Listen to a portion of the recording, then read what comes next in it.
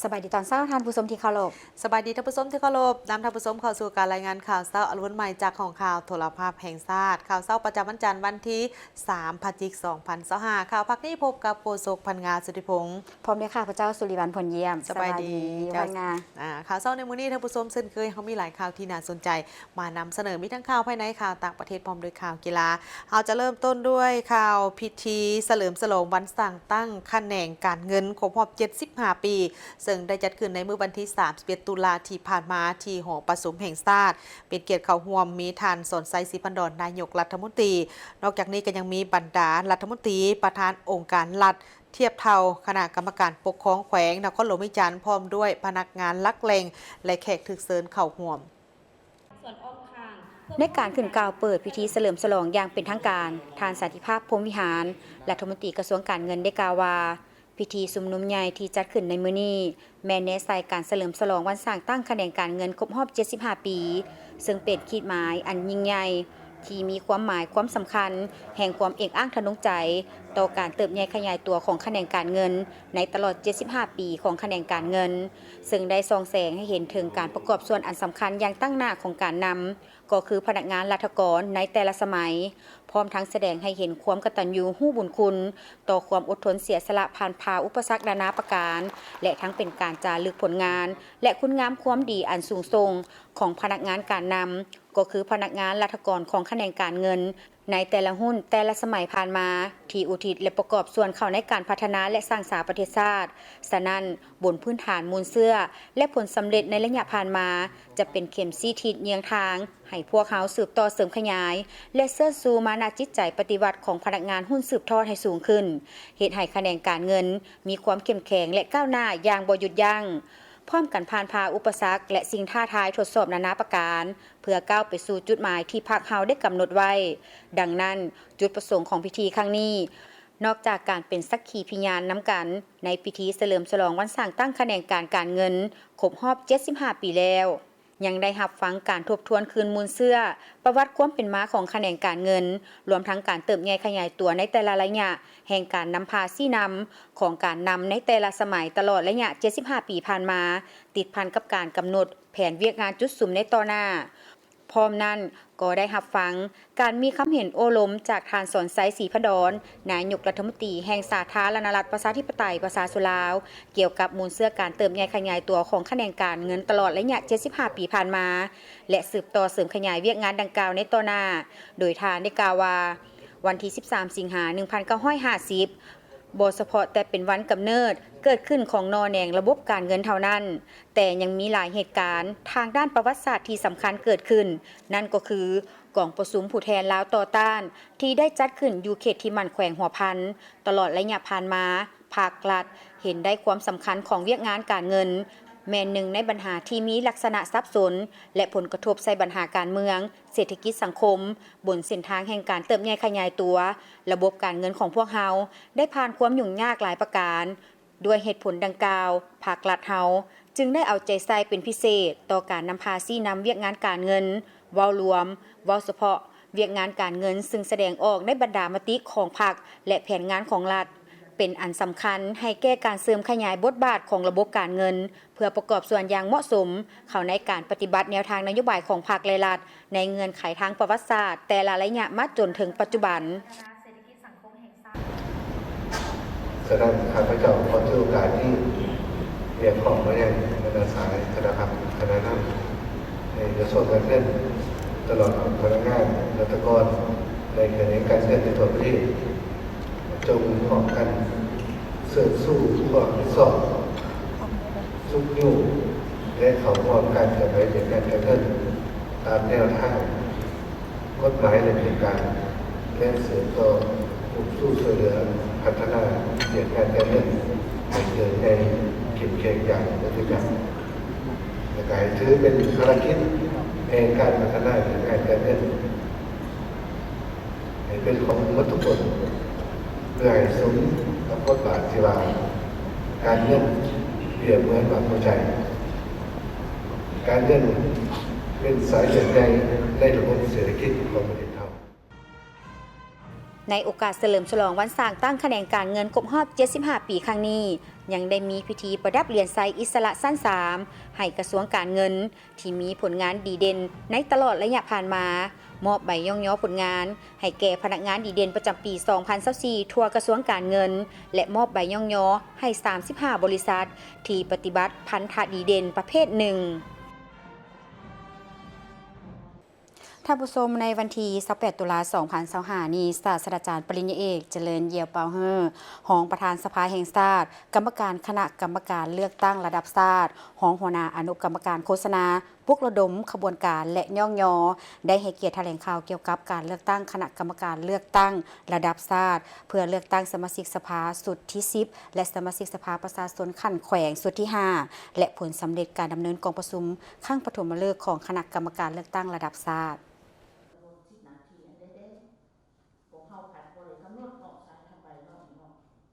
ทางได้กล่าวว่าสำหรับสมาชิกสภาแห่งชาติสุดที่9และสมาชิกสภาประชาชนขั้นแข่งสุดที่4แม้นได้รับการเลือกตั้งในครั้งวันที่21 กุมภาพันธ์ 2021และมาฮอดวันที่21 กุมภาพันธ์ 2026ครบรอบ5 ปีพอดีและจะหมดอายุการในวันที่22 มีนาคม 2026ที่จะมาถึงนี้ฉะนั้นเพื่อปฏิบัติตามมาตรา 111 ของรัฐธรรมนูญแห่งสาธารณรัฐประชาธิปไตยประชาชนลาวฉบับปี 2025 และมาตรา 26 ของกฎหมายว่าด้วยการเลือกตั้งสมาชิกสภาแห่งชาติและสมาชิกสภาประชาชนขั้นแขวงฉบับปี 2024 เกี่ยวกับการแต่งตั้งคณะกรรมการเลือกตั้งระดับชาติและระดับท้องถิ่นคณะประจำสภาแห่งชาติได้ออกมติฉบับเลขที่277 ทับคปจลงวันที่ 7 ตุลาคม 2025 ว่าด้วยการแต่งตั้งคณะกรรมการเลือกตั้งระดับชาติเพื่อเลือกตั้งสมาชิกสภาแห่งชาติสุดที่10และสมาชิกสภาประชาชนขั้นแขวงสุดที่5และทานประธานประเทศแห่งสาธารณรัฐประชาธิปไตยประชาชนลาวได้ออกรัฐดำรัสฉบับเลขที่172 ทับปปทลงวันที่24 ตุลาคม 2025 ว่าด้วยการประกาศการแต่งตั้งคณะกรรมการเลือกตั้งระดับชาติเพื่อเลือกตั้งสมาชิกสภาแห่งชาติสุดที่10และสมาชิกสภาประชาชนขั้นแขวงสุดที่5ซึ่งคณะกรรมการเลือกตั้งระดับชาติประกอบด้วยจำนวนทั้งหมด21 ทานในนั้นหญิง6 ทานและมีคณะประจำการจำนวน10 ทานหญิง2 ทานสำหรับคณะประจำการของคณะกรรมการเลือกตั้งระดับชาติประกอบด้วย10 ทานดังนี้ 1. ท่านปริญญาเอกไสสมพรพรหมวิหารกรรมการกรมการเมืองศูนย์กลางพรรคประธานสภาแห่งชาติเป็นหัวหน้าคณะ 2. ท่านปริญญาเอกคำพันธ์พรหมทัศน์กรรมการกรมการเมืองศูนย์กลางพรรคประธานคณะกวดกาศูนย์กลางพรรคและองค์การกวดกาแห่งรัฐเป็นห้องหัวหน้า 3. ท่านพลเอกวิไลหลาคำฟ้องกรรมการกรมการเมืองศูนย์กลางพรรคห้องนายกรัฐมนตรีกระทรวงป้องกันความสงบเป็นห้องหัวหน้า 4. ท่านนางสิไสลือเดชวงศ์ซ่อนกรรมการกรมการเมืองศูนย์กลางพรรคหัวหน้าคณะจัดตั้งศูนย์กลางพรรคเป็นห้องหัวหน้า 5. ท่านปริญญาเอกนางสุนทรสัญญาจักรเลขาธิการศูนย์กลางพรรคห้องประธานสภาแห่งชาติเป็นกรรมการทั้งเป็นผู้ประจำการของคณะ 6. ท่านศาสตราจารย์ปริญญาเอกเจริญเนียเปาเฮอร์กรรมการศูนย์กลางพรรคห้องประธานสภาแห่งชาติเป็นกรรมการ 7. ท่านคำไวดำรัตน์กรรมการศูนย์กลางพรรคห้องประธานสภาแห่งชาติเป็นกรรมการ 8. ท่านสมมาตรพลเสนากรรมการศูนย์กลางพรรคห้องประธานสภาแห่งชาติเป็นกรรมการ 9. ท่านพลโทสุวรรณเรืองบุญมีกรรมการศูนย์กลางพรรคห้องประธานสภาแห่งชาติเป็นกรรมการ 10. ท่านสันติภาพพลวิหารกรรมการศูนย์กลางพรรครัฐมนตรีกระทรวงการเงินเป็นกรรมการคณะกรรมการเลือกตั้งระดับชาติและคณะประจำการดังกล่าวมีสิทธิและหน้าที่นำผ้าสี่นำการจัดตั้งดำเนินการเลือกตั้งสมาชิกสภาแห่งชาติสุดที่10และสภาประชาชนขันแขวงสุดที่5ให้ถูกต้องตามรัฐธรรมนูญแห่งสาธารณรัฐประชาธิปไตยประชาชนลาวกฎหมายและระเบียบการเลือกตั้งรับประกันให้การเลือกตั้งบรรลุผลสำเร็จตามจุดประสงค์และรายละเอียดหมายที่กำหนดไว้ สำหรับผลสำเร็จของการดำเนินกองประชุมครั้งปฐมฤกษ์ของคณะกรรมการเลือกตั้งระดับชาติทานได้แจ้งให้รู้ว่าเพื่อหาประกันให้การดำเนินการเลือกตั้งสมาชิกสภาแห่งชาติสุดที่10และสมาชิกสภาประชาชนขั้นแขวงสุดที่5มีประสิทธิภาพประสิทธิผลมาในวันที่27ตุลาคม2025นี้คณะกรรมการเลือกตั้งระดับชาติได้ดำเนินกองประชุมครบคณะครั้งปฐมฤกษ์ของตนภายใต้การเป็นประธานของปริญญาเอกไสยสมพรพรหมวิหารประธานสภาแห่งชาติประธานคณะกรรมการเลือกตั้งระดับชาติเพื่อพิจารณาและตกลงเวียกงานสำคัญที่จำเป็นและหีบด่วนจำนวนหนึ่งในการกาเกี่ยมให้แก่การเลือกตั้งสมาชิกสภาแห่งชาติสุดที่10และสมาชิกสภาประชาชนขั้นแขวงสุดที่5ซึ่งมีเนื้อในและผลสำเร็จคือดังนี้กองประชุมได้พร้อมกันค้นคว้าเสื่อมซึมมติกรมการเมืองศูนย์กลางพรรคว่าด้วยการเพิ่มทวีการนำพา4นำขององค์คณะพรรคทุกขันต่อการเลือกตั้งสมาชิกสภาแห่งชาติสุดที่10และสมาชิกสภาประชาชนขันแขวงสุดที่2กองประชุมได้ผ่านมติตกลงของคณะประจำสภาแห่งชาติและรัฐดำรัสของประธานประเทศแห่งสาธารณรัฐประชาธิปไตยประชาชนลาวว่าด้วยการแต่งตั้งคณะกรรมการเลือกตั้งระดับชาติเพื่อเลือกตั้งสมาชิกสภาแห่งชาติสุดที่10และสมาชิกสภาประชาชนขันแขวงสุดที่3กองประชุมได้ผ่านมติของคณะกรรมการเลือกตั้งระดับชาติว่าด้วยการจัดตั้งและการเคลื่อนไหวของคณะกรรมการเลือกตั้งระดับชาติเพื่อเลือกตั้งสมาชิกสภาแห่งชาติสุดที่10และสมาชิกสภาประชาชนขันแขวงสุดที่5ในนี้ได้กำหนดละเอียดเกี่ยวกับสิทธิและหน้าที่ของคณะกรรมการเลือกตั้งระดับชาติและคณะประจำการ 4. ผ่านกองประชุมได้ผ่านแผนการดำเนินงานของคณะกรรมการเลือกตั้งระดับชาติเพื่อเลือกตั้งสมาชิกสภาแห่งชาติสุดที่10และสมาชิกสภาประชาชนขันแขวงสุดที่5ในนี้ได้กำหนดละเอียดเกี่ยวกับจุดประสงค์ระดับคาดหมายทัศนะสีนำทิศทางเวียกจุดสมและบาทกล่าวดำเนินการกาเกี่ยมการเลือกตั้งสมาชิกสภาแห่งชาติสุดที่10และสมาชิกสภาแห่งประชาชนขันแขวงสุดที่5เตนี่จนหอดกองประชุมครั้งปฐมฤกษ์ของสภาแห่งชาติและสภาประชาชนขันแขวงสุดใหม่5กองประชุมได้ผ่านมติของคณะกรรมการเลือกตั้งระดับชาติว่าด้วยการแบ่งงานแบ่งความรับผิดชอบภายในคณะกรรมการเลือกตั้งระดับชาติในนี้ได้มอบหมายหน้าที่และความรับผิดชอบอย่างละเอียดให้แต่ละท่าน 6. กองประชุมได้ผ่านมติของคณะกรรมการเลือกตั้งระดับชาติว่าด้วยการแต่งตั้งและการเคลื่อนไหวเวียนงานของบรรดาอนุกรรมการคณะกรรมการเลือกตั้งระดับชาติซึ่งรวมมี5อนุกรรมการคือ 1. อนุกรรมการเลขานุการ 2. อนุกรรมการโค้งประกอบและบุคลากร 3. อนุกรรมการโฆษณาปลุกระดมขบวนการและการย่องย่อ 4. อนุกรรมการป้องกันศาสตร์ป้องกันความสงบ 5. อนุกรรมการบริหารและงบประมาณการเลือกตั้งสมาชิกสภาประชาชนสุดที่10และสมาชิกสภาประชาชนขันแขวงสุดที่5เป็นเหตุการณ์ประวัติศาสตร์ที่สำคัญยิ่งในชีวิตการเมืองของชาติและของประชาชนลาวบรรดาเผ่าฉะนั้นพวกเขาต้องเพิ่มทวีความสามัคคีเป็นปึกแผ่นภายในชาติภายในชนเผ่าตัดสินใจสู่สนผ่านพาสิ่งท้าทายทดสอบต่างๆห่วมแหงห่วมใจกันเป็นเจ้าการและรับผิดชอบสูงทั้งประสานสมทบกันอย่างกลมเกลียวเหตุให้การกาเกี่ยมการเลือกตั้งสมาชิกสภาแห่งชาติและสมาชิกสภาประชาชนขันแขวงสุดใหม่นี้กลายเป็นปางบุญใหญ่ของชาติติดแทกกับสภาพการตัวจริงของประเทศชาติก็คือแต่ละท้องถิ่นและมีผลสำเร็จตัวจริงเฮ็ดแนวใดให้สามารถรับประกันการเสริมขยายสิทธิประชาธิปไตยประชาชนลาวบรรดาเผ่าอย่างแข็งแรงเต็มส่วนกว้างขวางทั่วถึงและลึกซึ้งเพื่อเลือกเฟ้นให้ได้ผู้สมัครเลือกตั้งที่มีมาตรฐานและเงื่อนไขอย่างครบถ้วนตามที่ได้กำหนดไว้ในกฎหมายมาเป็นสมาชิกสภาแห่งชาติและสมาชิกสภาประชาชนขันแขวงเพื่อเป็นตัวแทนประชาชนลาวบรรดาเผ่าปฏิบัติสิทธิอำนาจของประชาชนอยู่ในองค์การอำนาจแห่งรัฐปกป้องสิทธิและผลประโยชน์อันชอบธรรมของประชาชนลาวบรรดาเผ่า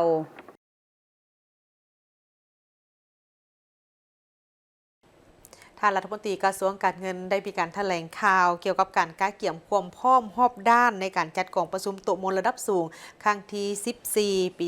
2025ที่สาธารณรัฐประชาธิปไตยปาตสุลาวจะเป็นเจ้าภาพจัดขึ้นในมมนี้ ให้เกียรติเข้าร่วมพิธีแถลงข่าวมีทานบักโลเดียเบอร์คานอฟผู้ประสานงานองค์การสหประชาชาติประจำสาธารณรัฐประชาธิปไตยประชาชนลาวทานสันติภาพพรหมวิหารรัฐมนตรีกระทรวงการเงินได้กล่าวว่า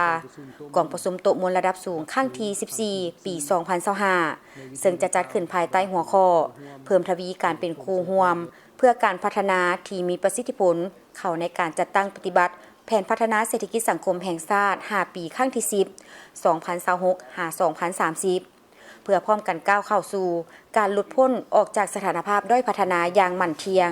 มีเสถียรภาพและบรรลุเป้าหมายการพัฒนาแบบยืนยงและเป็นกองประชุมที่มีความหมายสำคัญที่สุดเนื่องจากเป็นปีที่จะได้ทบทวนและสรุปการจัดตั้งปฏิบัติแผนพัฒนาเศรษฐกิจสังคมแห่งชาติ5 ปีครั้งที่9และเกี่ยมพร้อมเข้าสู่การจัดตั้งปฏิบัติแผนพัฒนาเศรษฐกิจสังคมแห่งชาติ5 ปีครั้งที่10รวมทั้งเป็นเวทีแห่งการปรึกษาหารือและทบทวนการจัดตั้งปฏิบัติบรรดายุทธศาสตร์แผนปฏิบัติงานมติคำสั่งของรัฐบาลและสิ่งท้าทายต่างๆเพื่อสร้างวิธีการและมาตรการแก้ไขแนวใส่ปรับปรุงชีวิตการเป็นอยู่ของประชาชนลาวบรรดาเผ่าให้ดีขึ้น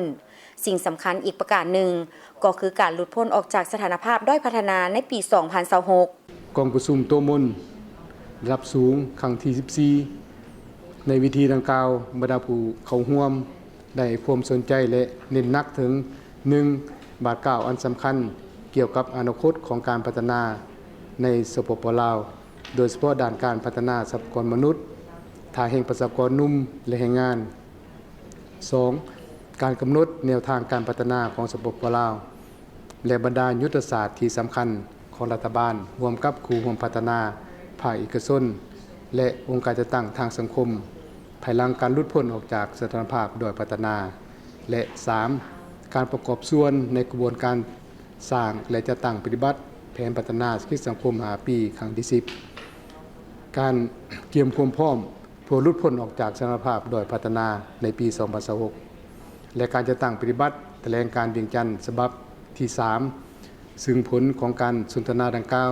จะได้นำไปรายงานอยู่ในกองประชุมโต๊ะมวลระดับสูงครั้งที่14ที่จะจัดขึ้นในวันที่19 พฤศจิกายน 2025 นี้กองประชุมโต๊ะมวลระดับสูงครั้งที่14จะได้มีพิธีลงนามรับรองเอาแถลงการเวียงจันทร์ฉบับที่2026-2035 อย่างเป็นทางการและนำเสนอหัวข้อที่มีความหมายความสำคัญในการพัฒนาสปป.ลาวดังนี้ 1. นำเสนอเกี่ยวกับผลสำเร็จการจัดตั้งปฏิบัติแผนพัฒนาเศรษฐกิจสังคมแห่งชาติ5 ปีครั้งที่9และแผนพัฒนาเศรษฐกิจสังคม5 ปีครั้งที่10 2. นำเสนอความคืบหน้าการก้าวเกี่ยมความพร้อมหลุดพ้นออกจากสถานภาพโดยพัฒนาและการจัดตั้งปฏิบัติแผนดำเนินงานโดฮาสำหรับประเทศโดยพัฒนาของสปป.ลาว 3. นำเสนอความคืบหน้าในการร่วมมือเพื่อการพัฒนาการเข้าร่วมติดตามประสิทธิผลของการร่วมมือเพื่อการพัฒนาในระดับสากลครั้งที่4และแถลงการเวียงจันทร์ฉบับที่3ปี 2026 5 ปี 2035 นอกจากการนำเสนอแล้วกองประชุมโต๊ะมวลระดับสูงครั้งที่14บรรดาผู้แทนจะได้รับฟังการรายงานผลการปรึกษาหรือในวิธีสนทนาระดับสูงภายใต้หัวข้อภายหลังการหลุดพ้นออกจากสถานภาพโดยพัฒนาการเปิดกว้างความมุ่งมั่นปรารถนาใหม่ในการพัฒนาการเติบโตการเสริมสร้างวิทยางานธรรมและเทคโนโลยีหลังจากนั้นบรรดาผู้แทนจะได้เที่ยวชมงานวางแสดงผลสำเร็จและผลิตภัณฑ์ต่างๆที่ได้มาจากการร่วมมือเพื่อการพัฒนาของบรรดา10หน่วยงานแขนงการทั้งนี้ก็เพื่อเป็นการกำนับรับตอนกองประชุมโต๊ะมวลระดับสูงครั้งที่14และนำเสนอผลงานการประกอบส่วนต่อการพัฒนาสปป.ลาวในระยะ5 ปีผ่านนั่งคู่กันนี้รัฐบาลสาธารณรัฐประชาธิปไตยประชาชนลาวก็ยังสืบต่อเอาใจใส่จัดตั้งพันขยายบรรดาเป้าหมายต่างๆ ของการพัฒนาแบบยืนยง SDG โดยเฉพาะการจัดตั้งปฏิบัติเป้าหมายที่ติดพันกับการปรับปรุงสภาพเศรษฐกิจให้มีความมั่นเที่ยงยืนยงในการพัฒนาประเทศรวมทั้งการจัดตั้งปฏิบัติแผนยุทธศาสตร์การข้ามผ่านของสาธารณรัฐประชาธิปไตยประชาชนลาวเพื่อออกจากสถานภาพด้อยพัฒนาปี 2026 และหลังปี 2026 ที่เป็นเวียกบุริมสิทธิ์สำคัญที่ต้องได้เอาใจใส่และในกองประชุมโต๊ะมนครั้งนี้รัฐบาลลาวจะเสื้อเสริญผู้แทนกองประชุมเข้าร่วมหลายกว่า500ทานในนั้นประกอบมีสภาแห่งชาติบรรดากระทรวงองค์การเทียบรวมทั้ง17แขวงและนครหลวงเวียงจันทน์บรรดาผู้แทนระดับสูงจากประเทศเพื่อนมิตรคู่ร่วมพัฒนาและองค์การจัดตั้งสากลทั้งมีสำนักงานองค์การตั้งอยู่และบ่ตั้งอยู่สาธารณรัฐประชาธิปไตยประชาชนลาวองค์การจัดตั้งทางสังคมภาคเอกชนสมาคมบ่หวังผลกำไรและภาคส่วนที่เกี่ยวข้องเติมอีกกรมชลประทานและค้นคว้ากสิกรรมป่าไม้และพัฒนาชนบทเป็นแขนงหนึ่งที่มีบทบาทสำคัญในการพัฒนาพื้นฐานการผลิตกสิกรรมในการค้ำประกันทางด้านเสบียงอาหารและผลิตเป็นสินค้าติดตามได้จากรายงานสหายคำพจันทร์วงศนะเลขาคณะพักหากทานกรมชลประทานกระทรวงกสิกรรมและป่าไม้และสิ่งแวดล้อมได้ให้สัมภาษณ์ต่อทีมข่าวโทรภาพแห่งชาติลาวาในโอกาสที่เข้าร่วมกองประชุมใหญ่ผู้แทนองค์คณะพักกระทรวงกสิกรรมและสิ่งแวดล้อมครั้งที่7ได้จัดขึ้นในระหว่างวันที่28ถึงวันที่29ตุลาคม2025ที่ผ่านมาที่ห้องว่าการศูนย์กลางภาคซึ่งสหายได้กล่าวว่าผ่านมากรมชลประทานได้เอาใจใส่ต่อกับเวียกงานชลประทานเพื่อให้มีความรับประกันในการสนองน้ำให้พื้นที่ทำการผลิตเพื่อรับประกันทางด้านเสบียงอาหารและผลิตเป็นสินค้าปัจจุบันกรมชลประทานสามารถตอบสนองน้ำให้เนื้อที่ทำการผลิตได้หลายกว่า 500,000 เฮกตาร์ในนั้นฤดูฝน 300,000 กว่าเฮกตาร์และฤดูแล้ง 200,000 กว่าเฮกตาร์แนะนำต่างหน้าให้ทางคณะพักคณะนำกรมชลประทานและต่างหน้าไอ้น้องสมาชิกผู้แทนสมุทรเอกผมสุดที่มีความภาคภูมิใจพวกเขาจะสืบต่อจัดตั้งปฏิบัติเรียกงานของแขนงการชลประทานให้รับประกันก้าวไปสู่การนำใช้เทคนิคเทคโนโลยีอันใหม่คือบรรดาทานได้เห็นอยู่ในนี้เพื่อเข้าในการปรับปรุงเรียกงานชลประทานให้มีความรับประกันยิ่งขึ้นลดพรเวลาลดพรต้นทุนการนำใช้และการลดพรต้นทุนการผลิตให้แก่พ่อแม่พี่น้องชาวเกษตรกรเฮาในตอนหน้าดังนั้นเวียกงานชลประทานเป็นเวียกงานหนึ่งที่มีความจำเป็นและสำคัญคือดังที่บรรดาทานได้รับทราบว่าเวียกงานชลประทานนี่เป็นเวียกงานที่สนองน้ำให้แก่การผลิตกสิกรรมบ่ว่าทุกสิ่งทุกอย่างถ้าพวกเขาขาดน้ำก็บ่สามารถเจริญเติบโตได้ดังนั้นน้ำคือชีวิตน้ำคือส่วนหนึ่งที่เขาไปรอเลี้ยงให้แก่การปลูกการเลี้ยงให้แก่การเจริญเติบโตสหายเพชรปณีแสงสร้างสัญญาสารรักษาการหัวหน้าสถาบันค้นคว้ากสิกรรมป่าไม้และพัฒนาชนบทกระทรวงกสิกรรมและสิ่งแวดล้อมได้กล่าวว่าย่ำใดสถาบันก็ได้ค้นคว้ารับใช้หน้าที่การเมืองให้กระทรวงโดยเฉพาะแม่นแนวพันธุ์พืชและแนวพันธุ์สัตว์และสิ่งที่พ้นเด่นกว่าหมู่ก็แม่นแนวพันธุ์ข้าวสามารถกุ้มตนเองและระยะ5ปีที่ผ่านมาสามารถผลิตแนวพันธุ์ไม่ได้15แนวพันธุ์และมี8แนวพันธุ์ที่เป็นสินค้าส่งออกทางภายในและต่างประเทศนอกจากนั้นก็ยังมีการค้นคว้าแนวพันธุ์สัตว์และแนวพันธุ์หญ้าที่เป็นอาหารสัตว์และเทคนิคต่างๆเข้าในการผลิตกสิกรรมเพื่อเป็นสินค้าสถาบันเราเป็นสถาบันวิทยาศาสตร์รับผิดชอบในการค้นคว้าพัฒนาแนวพันธุ์พืชแนวพันธุ์สัตว์และเทคโนโลยีต่างๆในการผลิตเพื่อส่งเสริมประชาชนในนำใส่สำหรับการผลิตเพื่อค้ำประกันเสบียงอาหารและก็ผลิตเป็นสินค้าคนเด่นพวกเขานี่แม่นปัจจุบันนี่พวกเขาการค้นคว้าพัฒนาแนวพันธุ์เขานี่แม่นเขากลุ่มตนเองเนาะแล้วก็หนึ่งแม่นแนวพันธุ์เขากลุ่มตนเองบ่ได้นำเขาจากต่างที่2ในพันธุ์มันต้นบ่ก็สามารถผลิตกลุ่มตนเองได้แล้วก็3เป็นแนวพันธุ์กาแฟ3แนวพันธุ์นี่แม่นพวกเขากลุ่มตนเองและเฉพาะในพันธุ์ผักเขากำลังเริ่มในการผลิตเนาะซึ่งว่าเฮาปัจจุบันเฮาสามารถกลุ่มได้ประมาณ 20% ของความต้องการในพันธุ์ผักทั้งหมดในทั่วประเทศเพราะว่าการค้นคว้ามันต้องได้เห็นเป็นตลอดที่เป็นเรื่อยๆเพราะว่าสภาพแวดล้อมมีการเปลี่ยนแปลงมีน้ำท่วมมีแห้งแล้งและแนวพันธุ์พืชแนวพันธุ์สัตว์ต้องได้พัฒนาใหม่ๆเพื่อให้รองรับการเปลี่ยนแปลงของสภาพแวดล้อมเพราะเฮาตามแผน5ปีข้างหน้านี่พอต้องมีแนวพันธุ์เขาอย่างน้อยหาแนวพันธุ์ใหม่เป็นแนวพันธุ์ทนน้ำท่วมทนแห้งแล้งหรือว่าทนการระบาดของพยาธิแมงไหม้และแนวพันธุ์พืชอื่นๆพืชทนร้อนแนวพันธุ์ผักทนร้อน เพราะในเดือน4เดือน5นี่มันอากาศร้อนปลูกผักบ่ได้เพราะเราต้องพัฒนาในพันธุ์ผักต้นร้อนเพื่อให้ประชาชนได้นำใส่ในการผลิตเขานี่ก็ต้องพัฒนาในพันธุ์เขาต้องการน้ำหน่อยไม่ว่าเพื่อลดการปล่อยไอแก๊สเงินแก้วนะเพื่อเป็นมิตรการผลิตข้าวให้เป็นมิตรกับสิ่งแวดล้อมจะบ่ได้ปลูกแบบค้างน้ำแบบดังเดิมปลูกแบบสภาพให้ดินซุ่มคือนั้นพักเลยนะเพื่อประหยัดน้ำและก็เป็นมิตรสิ่งแวดล้อมอันนี้เป็นแนวพันธุ์ใหม่ที่พวกเขาจะการค้นคว้าและก็จะส่งออกสู่การผลิตในอนาคตฉะนั้นเพื่อเป็นการประกอบส่วนและบรรลุเป้าหมายที่วางไว้ของหางบทรายงานการเมืองของผู้แทนองค์คณะพรรคกระทรวงเกษตรกรรมและสิ่งแวดล้อมครั้งที่7ภายใต้คำควรยกสูงบทบาทการนำพาของพรรคเอาใจใส่เพิ่มทวีการคุ้มครองเกษตรกรรมและสิ่งแวดล้อมหับประกันความมั่นคงด้านเสบียงอาหารชลประทานได้รับการพัฒนาคุ้มครองนำไส้และปกปักรักษาทรัพยากรธรรมชาติป่าไม้สิ่งแวดล้อมตามทิศหันเป็นทันสมัยสีเขียวและยืนยงทุกแขนงการในของเขตกสิกรรมและสิ่งแวดล้อมต้องเอาใจใส่สู่ซนเพื่อให้บรรลุเป้าหมายใน5 ปีต่อหน้าก็คือ 2026 ถึง 2030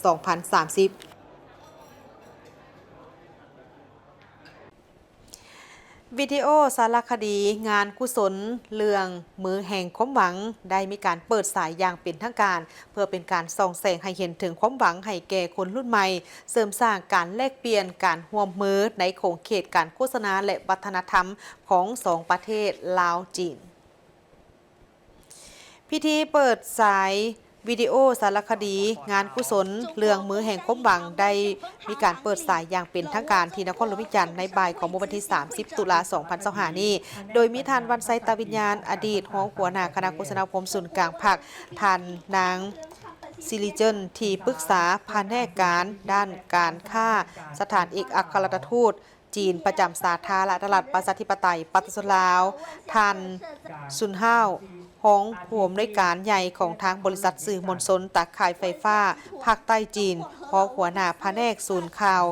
บริษัทตาข่ายไฟฟ้าภาคใต้จีนพร้อมด้วยภาคส่วนที่เกี่ยวข้องเข้าร่วมท่านวันไซตาวิญญาณได้กล่าวว่าการเปิดโตและสายวิดีโอสารคดีมือแห่งความหวังสู่สาธารณะในครั้งนี้แม่นมีความหมายสำคัญอันลึกซึ้งเรื่องนี้แม่นได้นำไส้กล้องถ่ายรูปที่เรียบง่ายแต่ลึกซึ้งบันทึกและสรรเสริญอย่างมีชีวิตชีวาถึงการเสียสละอันบ่เห็นแก่ตัวของพวกแรงงานการศึกษาขั้นรากฐานของประชาชนเฮาการสร้างสายผูกพันมิตรภาพกับเพื่อนร่วมงานจีนและนำไส้ความรู้เกี่ยวและการนำไส้ความรู้ความกันเพื่อส่งแสงถึงแห่งความหวังให้แก่คนรุ่นใหม่ผลงานดังกล่าวนี้แม่นได้นำไส้วิดีโอสารคดีที่เป็นสื่อกลางซึ่งได้ประกอบส่วนเข้าในการสะท้อนชีวิตการเป็นอยู่ของประชาชนเผยแพร่แนวทางนโยบายและเต้าโฮมความเป็นเอกภาพวิดีโอสารคดีดังกล่าวนี้แม่นบ่เพียงแต่เป็นการบันทึกความปรารถนาทางด้านการศึกษาของผู้อำนวยการโรงเรียนเท่านั้นแต่ยังได้แสดงให้เห็นถึงความตัดสินใจอันนักแน่นของพรรคและรัฐบาลเฮาในการสุกยู่ความยุติธรรมทางด้านการศึกษาพวกเขากำลังสุกยู่การพัฒนาการศึกษาอย่างสมดุลในทั่วประเทศสารคดีนี่แม่นเป็นการโฆษณายั่งยืนถึงยุทธศาสตร์แห่งชาติได้อย่างมีพลังที่สุดซึ่งมีบริษัทตาข่ายไฟฟ้าภาคใต้จีนที่เป็นตัวแทนและบ่เพียงแต่ร่วมมือกับทางพวกเขาในด้านการพัฒนาเศรษฐกิจและสุกยู่การร่วมมือทางด้านพลังงานไฟฟ้าในภาคพื้นเท่านั้นแต่ยังปฏิบัติถึงความรับผิดชอบต่อกับสังคมอย่างเห่าหันโดยได้เอาใจใส่ในโครงเขตการศึกษาสาธารณสุขและการลดล้างความทุกข์ยากพร้อมกันนี้ก็ยังได้ร่วมมือในโครงเขตการโฆษณาและวัฒนธรรมนำไส้ภาษาสายรูปเงาที่ก้าวข้ามผ่านสายแดนแสดงให้เห็นถึงโลกถึงผลสำเร็จของการเวียกงานการศึกษาของลาวเพิ่มความเข้าใจและรับรู้ของสากลต่อประเทศลาวซึ่งได้เปิดเส้นทางใหม่ในการเล่าเรื่องลาวและเผยแพร่เสียงของคนลาวในขณะที่มีการพัวพันคู่ร่วมยุทธศาสตร์รอบด้านลาวจีนที่ยังคงสืบต่ออย่างลึกซึ้งขึ้นสารคดีมันมีความยาวสัก2 นาทีได้ใส่ภาพที่งดงามและมีความเป็นจริงหลังจากการกวดกาสากลแล้วก็จะออกอากาศ9 ภาษาในเวลาที่วิดีโอ9 ภาษาในเวทีวิดีโอเสียงที่สำคัญในทั่วโลกได้มีกองประชุมวิชาการครั้งที่9ของทางสมาคมศัลยแพทย์ลาวเป็นเวทีหารือทางด้านวิชาการเพื่อเป็นการยกระดับวงการแพทย์ผ่าตัดของประเทศลาวให้ทันสมัย กองประชุมวิชาการครั้งที่ 9 ของทางสมาคมศัลยแพทย์ลาวได้จัดขึ้นในวันที่ 31 ตุลาคม 2025 ที่นครหลวงวิจันทร์โดยมีดร.คำบันสาลิดประธานสมาคมศัลยแพทย์ลาวท่านคำใสเดชลือซาหัวหน้ากรมปิ่นปัวและฟื้นฟูหน้าที่การรองศาสตราจารย์ปริญญาเอกวิลเลียมบัวละวงศ์ประธานสภาคุ้มครองวิชาชีพกระทรวงสาธารณสุขหัวหน้ากรรมาธิการวิชาชีพแพทย์ทันหมอพร้อมด้วยภาคส่วนที่เกี่ยวข้องเข้าร่วมกองประชุมครั้งนี้เป็นเวทีในการแลกเปลี่ยนข้อมูลและประสบการณ์ทางด้านการผ่าตัดระหว่างทันหมอผ่าตัดลาวและวิทยากรนานาชาติเสนอผลงานวิชาการและนวัตกรรมใหม่เพื่อเป็นการยกระดับมาตรฐานการปิ่นปัวการผ่าตัดในประเทศลาวเสริมสร้างเครือข่ายความร่วมมือระหว่างห้องหมอมหาวิทยาลัยและสมาคมวิชาชีพทางภายในและต่างประเทศเพื่อพัฒนาการเรียนรู้และการฝึกอบรมสำหรับแพทย์ฝึกหัดนักศึกษาแพทย์และบุคลากรทางการแพทย์รุ่นใหม่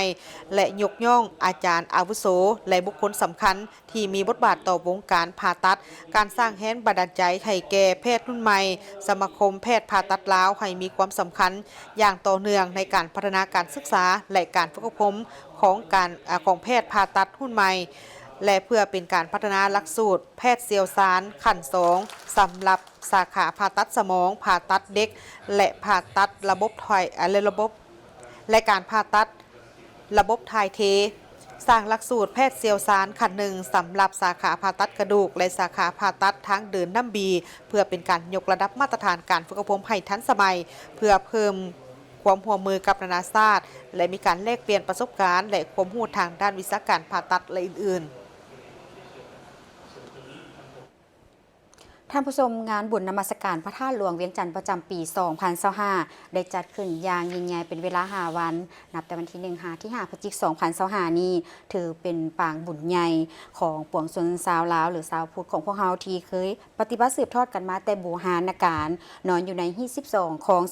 14 ปกปักรักษาสุขอยู่ส่งเสริมวัฒนธรรมฮีตคองและประเพณีอันดีงามของชาติลาวไว้ให้ยืนยงนภาเฮือนลาวเป็นสถานที่หนึ่งที่จัดในงานบุญนมัสการพระธาตุหลวงท่านนางจันนภาวงศ์สะหมรภูมิประธานบริษัท CMP ขาออกขาเข้าจำกัดผู้สัมปทานนภาเฮือนลาวได้กล่าวว่าสถานที่นภาเฮือนลาวเป็นสถานที่หนึ่งในการจัดงานบุญนมัสการพระธาตุหลวง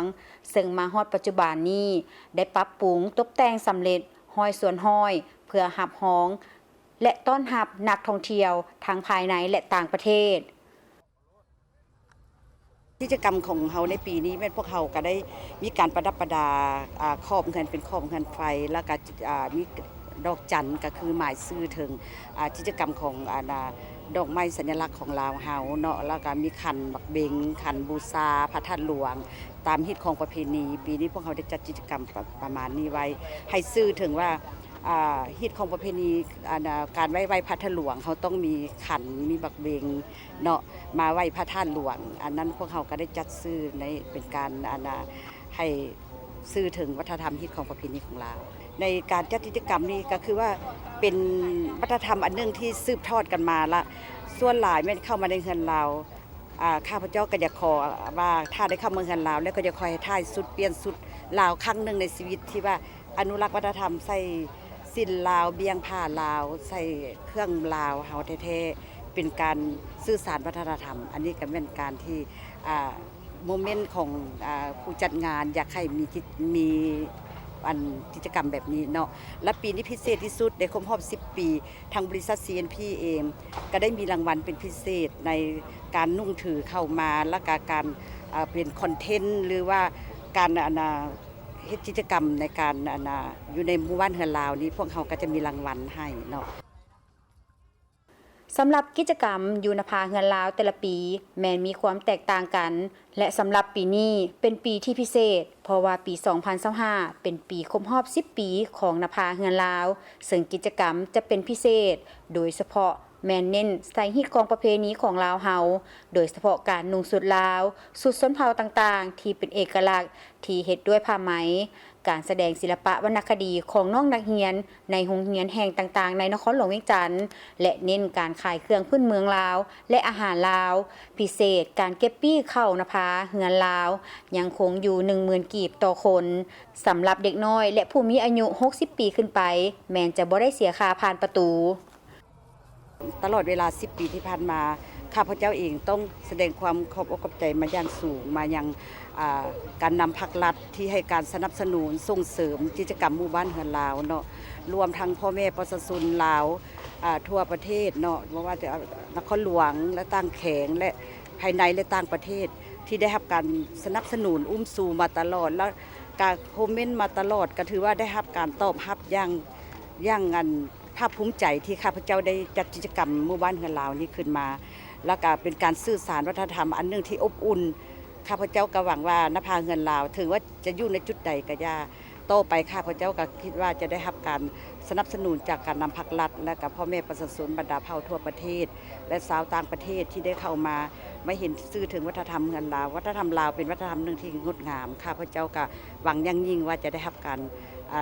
ตอบรับและการสนับสนุนอุ้มสู่ตลอดไปเจ้าพวกข้าทั้งสองเนาะได้มาเปิดหาดอยู่ที่เพื่อนทรงลาวของอันเจนภาเนาะอยู่ที่พระธาตุหลวงก็เป็นปีที่4แล้วถือว่าการที่ว่าอำนวยความสะดวกในสถานที่แห่งนี้ก็คือบ่ว่าจะเป็นสถานที่แล้วก็พื้นไผ่น้ำยังสะดวกสบายแล้วก็จัดสรรเป็นระเบียบแบบเขากับผิดของประเพณีสำหรับสุดอยู่หลานล้างของบ่เฮาแม่นสุดที่เฮาเอามาให้เซาเนาะทุกๆปีเฮาจะเอามาให้เซาแล้วก็แต่ละหาดมันจะมีเอกลักษณ์แตกต่างกันไปบ่ว่าจะเป็นทางโซนเผ่าทางเหนือทางภาคกลางภาคใต้มีหลายโซนเผ่าแล้วก็สำหรับราคาเฮาก็มีหลายๆแบบหลายๆอย่างเพราะว่าแต่ละหาดจะราคาแตกต่างกันโดยหลายปีที่ผ่านมาเนาะความตอบสนองก็คือว่าดีเพราะว่าทุกคนขายความสนใจแล้วก็ยังคงหักษาหีดของประเพณีของลาวเฮาที่แบบว่าอยากนุ่งศีลเบียงแพรแล้วก็เสิร์ชสู่ความเป็นลาวเอกอ้างความเป็นลาวออกไปสู่สายตาของชาวโลกโดยบุญนมัสการพระธาตุหลวงเวียงจันทน์ในปีนี้จะจัดให้มีหลากหลายกิจกรรมโดยเฉพาะกิจกรรมอนุรักษ์วัฒนธรรมอันดีงามส่งเสริมการท่องเที่ยวลาวเที่ยวลาวโดยจะตกแต่งประตูโค้งทางเข้าด้วยเครื่องดนตรีมรดกวัฒนธรรมอันยอดยิ่งของชาติก็คือนครหลวงเวียงจันทน์ด้วยแคนกองหางกองทัดประดับประดาไฟแสงสีตามเส้นทางด้านหน้าประตูโค้งเข้างานเส้นทางเข้าสะพานแห่งชาติตกแต่งเป็นบอนห้องหับมวลสวนพักพรประดับประดาดอกไม้โคมไฟและมีจุดถ่ายรูปที่สวยงามซึ่งจะมีรายการแสดงจากภาคส่วนต่างๆทุกๆวันเริ่มแต่เวลา 20:00 นจนถึง 22:30 นมาเบิ่งที่ข่าวพิธีเปิดบ้านการสำรวจพลเมืองและที่อยู่อาศัยทั่วประเทศครั้งที่ 5 ปี 2025 ของทางแขวงหัวพันการสำรวจพลเมืองและที่อยู่อาศัยแม้นมีความสำคัญและจำเป็นต้องได้จัดตั้งปฏิบัติเนือทุกๆ10 ปีเพื่อค้นคว้าวิจัยลงลึกเก็บกำข้อมูลพลเมืองในขอบเขตทั่วประเทศในระดับคันแขวงคันเมืองและคันบ้านเกี่ยวกับสภาพการเปลี่ยนแปลงของพลเมืองในระยะ10 ปีผ่านมาเป็นต้นแม่นการเจริญพันธุ์การเสียชีวิตการเคลื่อนย้ายคุณลักษณะของพลเมืองเก็บกำด้านอายุเพศเผ่าศาสนาการเกิด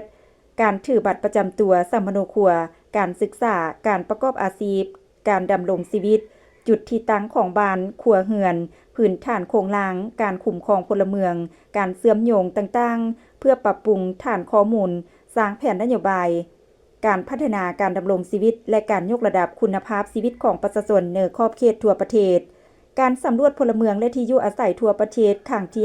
5 สำหรับแขวงหัวพันจะได้นำเสนอบุคลากรจำนวน596 ท่านเนื้อนี้มีครูฝึกจากคันแขวง4 ท่านครูฝึกคันเมือง42 ท่านนักกวดการ110 ท่านนักเดินสำรวจ440 ท่านและจะได้นำเสนอเครื่องมือแบบอิเล็กทรอนิกส์ที่ทันสมัยเพื่อสะดวกเข้าในการเก็บกำข้อมูลซึ่งการสำรวจจะได้แบ่งออกเป็น3ระยะคือระยะที่1แม่นเก็บกำข้อมูลตึกอาคารและที่อยู่อาศัยตามที่ตั้งภูมิศาสตร์ระยะที่2แม่นการสำรวจพลเมืองและที่อยู่อาศัยเก็บกำข้อมูลในระดับครัวเรือนระยะที่3แม่นการสำรวจประเมินคุณภาพซึ่งจะเริ่มจัดตั้งปฏิบัติการสำรวจในต้นเดือนพฤศจิกายน 2025 นี้เป็นต้นไปเป็นกิจเข้าร่วมและตัดแทบพาพร้อมทางลันของ เปิดบันการสำรวจพลเมืองและที่อยู่อาศัยทั่วประเทศครั้งที่5อย่างเป็นทางการในครั้งนี้ โดยแม่นท่านพรสุขอินทวงศ์รองเลขาพรรคแขวงมีหัวหน้าห้องหัวหน้าพนักงานห้องการองค์การเทียบเท่าภาคส่วนที่เกี่ยวข้อง10เมืองตลอดฮอดพนักงานรัฐกรออมค้างเมืองสำเหนือเข้าร่วมนำ ทางเมืองเพียงแขวงไสยบุรีเปิดฝึกอบรมให้แก่นักสำรวจกวดกาในการสำรวจพลเมืองและที่อยู่อาศัยทั่วประเทศครั้งที่5ปี 2025ในพิธีในครั้งนี้ก็ได้รับฟังการรายงานผลการฝึกอบรมให้นักกวดกาและนักเดินสำรวจคันเมืองของการสำรวจพลเมืองและที่อยู่อาศัยนำเสนอเกี่ยวกับหัวหน่วยของการสำรวจวิธีการและขั้นตอนของการสำรวจนำเสนอโปรแกรมแผนที่การนำใช้โปรแกรมแผนที่และเขตสำรวจนำเสนอการใช้แท็บเล็ตและโปรแกรมแบบสอบถามเพื่อให้มีความรู้ความเข้าใจเกี่ยวกับกรอบแนวความคิดจุดประสงค์และวิธีจดกายแบบสอบถามในแท็บเล็ตให้มีความเป็นเอกภาพอย่างลึกซึ้งทางรับประกันให้มีความสามารถเก็บกำข้อมูลต่างๆอยู่ในระบบให้ถูกต้องสร้างความรู้ความเข้าใจเกี่ยวกับการรับผิดชอบของนักกวดกาและนักเดินสำรวจรวมทางวิธีการและขั้นตอนในการเก็บกำข้อมูลภาคสนามเอกภาพเกี่ยวกับแผนเก็บกำข้อมูลจำนวนเขตสำรวจจำนวนนักเดินสำรวจนักกวดกาที่รับผิดชอบจัดตั้งปฏิบัติการเก็บกำข้อมูลภาคสนามเพื่อสถิติพลเมืองลาวและต่างประเทศที่ดำรงชีวิตอยู่ลาวทางเก็บกำสภาพการขยายตัวของพลเมืองและเก็บกำสภาพที่อยู่อาศัยของพลเมืองเก็บกำข้อมูลพื้นฐานพลเมืองลาวเกี่ยวกับการศึกษาด้านสาธารณสุขคุณลักษณะที่อยู่อาศัยการดำรงชีวิตสภาพความพิการและสภาพยกย้ายของพลเมืองเก็บกำสภาพกำลังแห้งและสภาพการมีเวียกเฮ็ดงานทำพร้อมทั้งสร้างฐานข้อมูลให้แก่การคาดคะเนพลเมืองในการสำรวจสมโนครัวขึ้นทะเบียนพลเมืองสร้างและปรับปรุงระบบข้อมูลข่าวสารสถิติด้านต่างๆให้มีความครบถ้วนสมบูรณ์ยิ่งขึ้นเทียบกับภาคพื้นและสากลสำรวจข้อมูลทางด้านเศรษฐกิจและสภาพท่าเอียงในด้านสังคมและความเสมอภาพยิ่งส่ายการฝึกอบรมในครั้งนี้ได้ดำเนินไปเป็นเวลา10วันจึงสำเร็จได้มีกองประชุมประเมินหน่วยพักปลอดภัยเข้มแข็งนักแน่นประจำปี 2025 พร้อมกับทิศทางแผนการในต่อหน้าของทางหน่วยพักองค์การแนวราวสั่งสาดหน่วยพักสาพันธ์นักรบเก่าและหน่วยพักสาพันธ์กำบาลของทางแขวงหลวงน้ำทาสหายสมใจแฝงล่าได้กล่าวในภาคแนวเล้าสั่งศาสตร์แขวงได้ผ่านทางบทสรุปการก่อสร้างในภาคปลอดใส่เข้มแข็งนักแน่นของ3หน่วยภาคประจำปี 2024 และทิศทางแผนการปี 2025 หน่วยภาคแนวเล้าสั่งศาสตร์แขวงหน่วยภาคสาพันธ์อบเก่าแขวงและหน่วยภาคสาพันธ์กรรมบาลแขวงขึ้นกับการสีนำของคณะประจำภาคแขวงหับใช้หน้าที่การเมืองของภาครัฐเฮ็ดหน้าที่ในการศึกษาพรมผู้ทรงคุณบุตริสั้นคนสั้นเผ่าศาสนาเพศวัยนักรบปฏิวัติอาวุโสทหารตำรวจพนักงานสมาชิกกรรมบาลและผู้ออกแรงงานเฮ็ดตามพระบทบาทสิทธิและหน้าที่ของตนที่ได้รับการมอบหมายได้เป็นอย่างดี3หน่วยภาคประกอบมีคณะหน่วยภาค8สหายหญิง2สหายมีสมาชิกภาค52สหายหญิง23สหายตลอดระยะผ่านมาคณะหน่วยภาคได้นำเอาแนวทางนโยบายของภาคกฎหมายของรัฐมาตีคำสั่งนิติกรรมของขันเทิงและเอกสารของภาคของศาสตร์นำมาจัดตั้งเผยแพร่เสื่อมซึมให้สมาชิกภาคพนักงานรัฐกรในขอบเขตความรับผิดชอบตนอย่างเป็นปกติต่อเนื่องเฮ็ดให้สมาชิกพรรคพนักงานรัฐกรมีคุณฐานการเมืองนักแน่นมีคุณสมบัติศีลธรรมปฏิบัติที่ถูกต้องเชื่อมั่นต่อการนำพาของพรรคของคณะพรรคกันเทิงสำหรับที่ทางแผนการถ้าสู่ซนเหตุสำเร็จหน้าที่การเมืองของพรรคบางออกในแต่ละระยะให้ปรากฏผลเป็นจริงส่งเสริมด้านดีปรับปรุงแก้ไขข้อโครงข่างยกสูงแบบแผนนำพาการก่อสร้างหน่วยพรรคให้เป็นหน่วยพรรคปลอดภัยเข้มแข็งนักแน่นแน่ใจเฮ็ดให้คณะหน่วยพรรคสมาชิกพรรคพนักงานแต่ละสหายมีความนักแน่นทางด้านการเมืองแนวคิดการจัดตั้งและมีความเข้มแข็งทางด้านเวียกงานวิสาสะเพาะเพื่อบรรลุเป้าหมายที่วางไว้ให้มีผลสำเร็จ โอกาสเดียวกันได้ผ่านมติตกลงของคณะประจำพรรคแขวงว่าโดยการหาพ้องเอาหน่วยพรรคปลอดใจเข้มแข็งนักแน่นประจำปี 2024ทั่วแขวงหนูน้ำทาพร้อมทางมอบไปอย่างยืนหน่วยพรรคปลอดใจเข้มแข็งนักแน่นประจำปี 2024ให้ทั้ง3หน่วยพรรค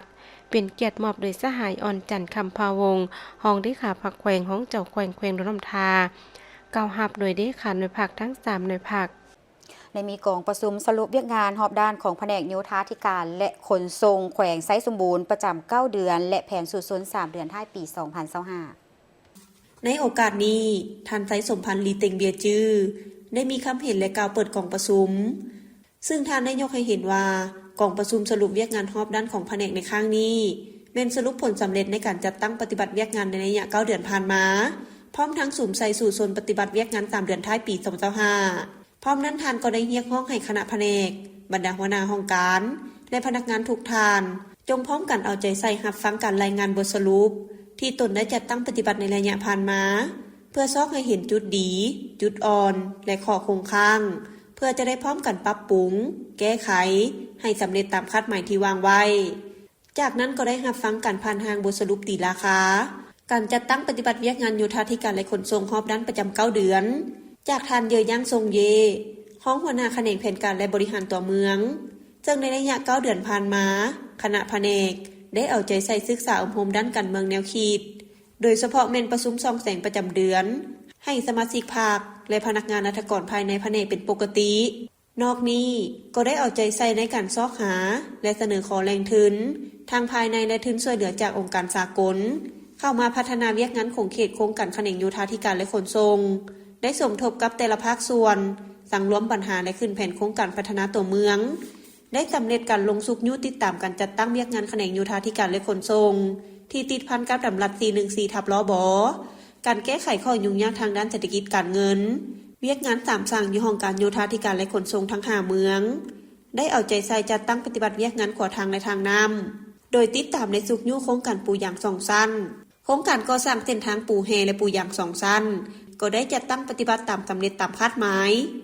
นอกนี้ก็ได้จัดตั้งปฏิบัติเวียกงาน 414/ลบโดยเฉพาะการส่งเสริมการเชื่อมจอดเชื่อมโยงกับแนวทางเศรษฐกิจเหนือใต้และตะวันออกตะวันตกผ่านแขวงไทยสมบูรณ์เชื่อมต่อกับบรรดาแขวงอ้อมข้างให้มีความสะดวกมีประสิทธิภาพประสิทธิผลและปลอดภัยจากนั้นผู้เข้าร่วมกองประชุมก็ได้ผลัดเปลี่ยนกันขึ้นประกอบคำคิดคำเห็นใส่ห่างบทสรุปอย่างกงไปกงมาในภาวะวิสัยทางนี้ก็เพื่อพร้อมกันแก้ไขเวียกงานแผนจุดสุ่ม3เดือนต่อหน้าให้มีบัตรก้าวดีขึ้นกว่าเก่ากองประชุมเผยแพร่เอกสาร2วาระแห่งชาติให้กับบรรดาพนักงานครูสอนและการประเมินโรงเรียนตัวแบบของเมืองไซบัวทองแขวงคำมวนกองประชุมได้ผ่านข้อตกลงของท่านเจ้าแขวงเลขที่916/จคลงวันที่29พฤษภาคม 2025ว่าด้วยการคุ้มครองครูสอนและนักเรียนภายในแขวงการรายงานความคืบหน้าการจัดตั้งโรงเรียนตัวแบบฟอร์มประเมินโรงเรียนตามมาตรฐานคุณภาพการศึกษาชั้นประถมและมัธยมศึกษา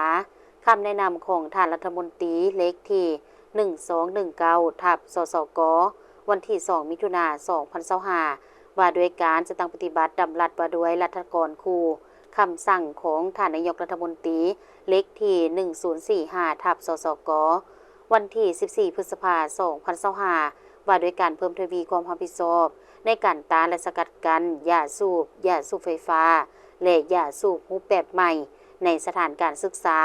รายงานย่อเกี่ยวกับการสร้างสถานศึกษาปลอดยาเสพติดกฎหมายห้ามยาสูบไฟฟ้าและการบังคับใช้ข้อตกลงของท่านนายกรัฐมนตรีเลขที่0200วันที่25 มังกร 2023ว่าด้วยกำหนดหมายการใช้จ่ายงบประมาณของรัฐการประหยัดและการต้านการฟุ่มเฟือยกองประชุมยังได้รับชมวิดีโอการค้ามนุษย์และผลหายของสิ่งเสพติดจากนั้นบรรดาผู้เข้าร่วมก็ได้แลกเปลี่ยนความคิดความเห็นต่อเวียกงานการศึกษาอย่างกงไปกงมาและได้รับฟังการมีความเห็นโอลมของท่านปริญญาเอกแก้วอุดรพุทธสิงครของเจ้าแขวงคำมวนเพื่อเป็นทิศในการจะตั้งปฏิบัติเวียกงานต่อหน้า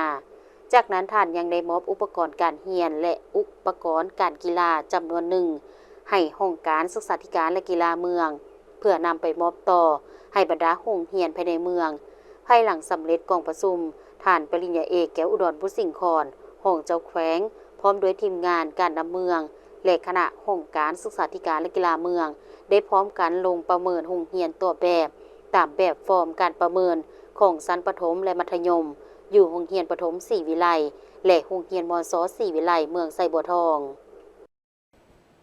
จบการรายงานข่าวเช้าอรุณใหม่แต่เพียงเท่านี้พบกันได้ใหม่ในการรายงานข่าวภาคต่อไปส่วนข่าวภาคนี้โฆษกทั้งสองพร้อมกับทีมข่าวเช้าลาท่านผู้ชมไปก่อน สบายดี สบายดี